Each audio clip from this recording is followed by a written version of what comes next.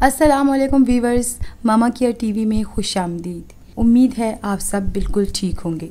आज की वीडियो में हम बात करेंगे 5वें महीने के मुतालिक, जो कि 17 से 20 हफ्तों पर मुश्तमिल होती है। इस माह में बच्चे में क्या तब्दीलियाँ आती हैं, माह में क्या तब्दीलियाँ आती हैं, इस सब के बारे में हम तफसील से बात करेंगे।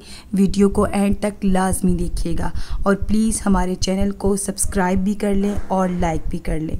इस माह में बच्चा 17 से 20 हफ्तों का होता है।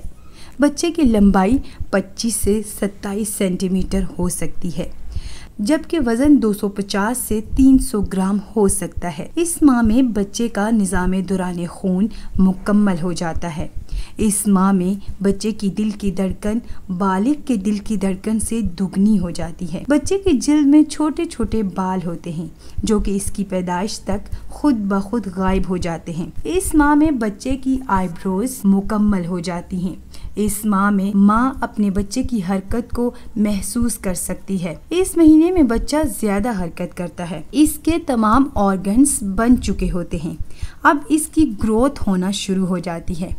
इस माह बच्चा आवाज़ों को सुन सकता है। बच्चा अपने माँ बाप की आवाज़ को सुनता है। इस माह में बच्चा ज्यादा हरकत करता है, मगर कभी कभार बच्चा सो रहा होता है तो कभी आराम कर रहा होता है। माँ के खाना खाने के बाद और उसके लेटने के बाद बच्चा ज्यादा हरकत करता है। इस माह में आपका बच्चा आंखें ब्लिंक करना शुरू कर देता है। इसके अलावा जमाइयाँ ले सकता है, अपना अंगूठा चूस सकता है, किक भी मार सकता है। अगर आप खुश हैं तो बेबी भी हैप्पी रहता है। अगर आप उदास हैं तो बेबी भी उदासी को जाहिर करता है। इस माह में बच्चे के फिंगरप्रिंट भी बन चुके होते हैं। बच्चे का दिमाग काफी हद तक डेवलप हो जाता है। अब हम बात कर लेते हैं कि इस महीने में माँ में क्या क्या तब्दीलियाँ रूनुमा होती हैं। इस महीने में हार्मोन्स की तब्दीली की वजह से आपके नाखून और बाल बढ़ना शुरू हो जाते हैं। इस माह में आप सफ़र भी कर सकती हैं। इस माह में आपको भूख ज़्यादा लग सकती है। इस महीने में सीने में जलन हो सकती है। इस माह में आपको सर में दर्द भी महसूस होता है।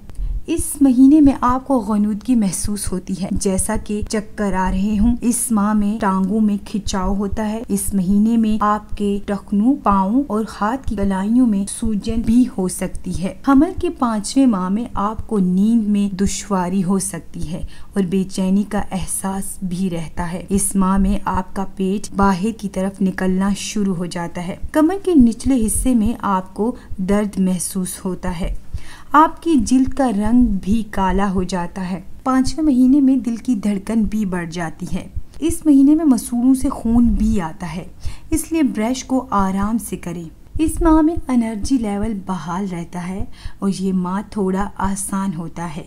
इस माह में बच्चे के साइज में इजाफा होने की वजह से पेशाब में तकलीफ हो सकती है। अगर आपको पेशाब में खून वगैरह का एहराज हो तो ये कोई इन्फेक्शन हो सकता है, तो आप फौरन डॉक्टर के पास जाएं। इस माह में आपको बच्चे की हरकत ज्यादा महसूस होती है। अगर आप कुछ गुनगुना रही हैं, नहा रही हैं या कुछ खा रही हैं या लेटी हैं तो बच्चा ज़्यादा हरकत करता है। अगर आपका बच्चा ज़्यादा हरकत नहीं कर रहा तो ठंडा मशरूब पिएं या कुछ मीठा खाएं और पुरसुकून होकर लेट जाए, तब आपको मज़ीद हरकत महसूस होगी। अब हम बात करेंगे कि इस महीने में माँ को क्या एहतियात करनी चाहिए। आपको चाहिए पानी ज़्यादा से ज़्यादा पिएं, वॉक करें, वर्जिश करें, सब्जियों और फलों का इस्तेमाल ज़्यादा करें और साथ साथ अपने वज़न का भी ख़ास ख्याल रखें। अपने बीपी को कंट्रोल करें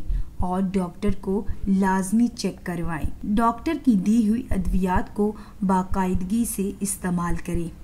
एक ही टाइम में सब कुछ ना खाएं। वक्फे वक्फे से खुराक का इस्तेमाल करें। मौसमी फल का इस्तेमाल लाजमी करें। दूध दही का इस्तेमाल भी करें। दही के इस्तेमाल से सीने की जलन दूर होती है। फाइबर वाली ग़िज़ा का इस्तेमाल करें, इससे आपको कब्ज़ से निजात मिलेगी। कंफर्टेबल शूज़ का इस्तेमाल करें। मसाज करवाएं, उससे आपको काफ़ी रिलीफ मिलेगा। अब हम बात कर लेते हैं कि माँ को क्या क्या चीज़ें इस्तेमाल नहीं करनी चाहिए। जंक फूड का इस्तेमाल बिल्कुल भी ना करें, जैसा कि हम अपनी पहली वीडियोस में भी बार बार बता चुके हैं।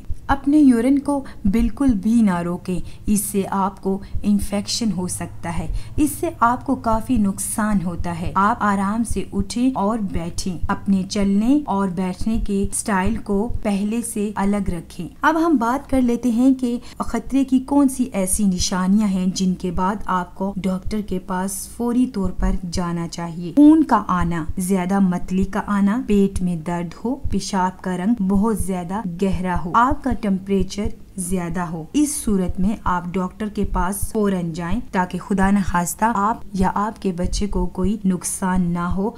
कुरान पाक को सुने, पढ़ें, क्योंकि अब आपका बच्चा आवाज़ को महसूस करता है। अब आप जो भी कर रही होती हैं, इस सब का असर आपके बच्चे पर पड़ता है। 5वें महीने से रिलेटेड तमाम इन्फॉर्मेशन हमने आप तक पहुंचा दी। उम्मीद है इससे आपको काफ़ी फ़ायदा मिलेगा। Thank you.